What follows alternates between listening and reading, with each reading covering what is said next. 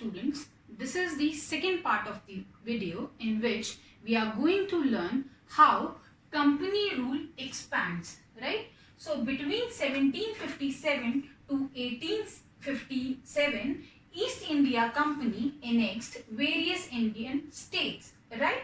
So they used political, economic and diplomatic methods to influence the states, right? So for example, they started appointing residents, right? After the Battle of the Buxar, the company appointed residents in Indian states. They were political agents or commercial agents, and their job was to serve for the company.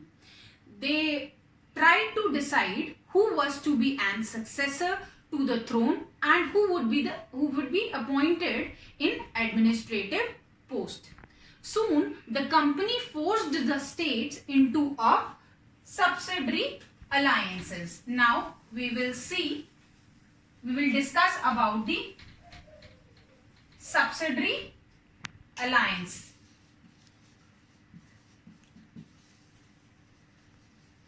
Subsidiary alliance. Now, what is subsidiary alliance? According to this alliance, Indian rulers were not allowed to have their own independent armed force. They would keep a British army, which is known as the subsidiary forces, and had to pay for the subsidiary forces provided by the company, right? And if the Indian rulers failed to make the payment, then the part of their territory was taken away as penalty. And the example are Awadh and Hyderabad.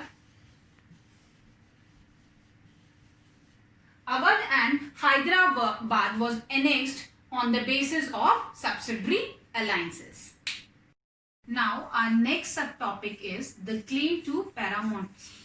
Under the Governor General Lord Hastings, a policy of paramountcy was initiated. According to this policy, the company claimed that its authority was supreme and its power was greater than that of the Indian states. The British took control of Afghanistan, Sindh, Punjab and secured control over the northwest. Now the next policy was the doctrine of lapse. Under the Governor General Lord Dalhousie, right? Under the Governor General of Lord Dalhousie, he devised a policy of named doctrine of lapse to annex some territories. According to this doctrine of lapse, if an Indian ruler died without an heir, that is, if they did not have a son, then his kingdom would lapse. Kingdom would lapse means that is, it would become the part of the company's territory, right? Like the kingdoms like Satara, Sambalpur, Udaipur and Jhansi were annexed on the basis of the doctrine of lapse. Now let's learn about setting up of a new administration. British territories in India were divided into administrative units called presidencies. There were 3 presidencies. First was in Bengal, second in Madras, and the third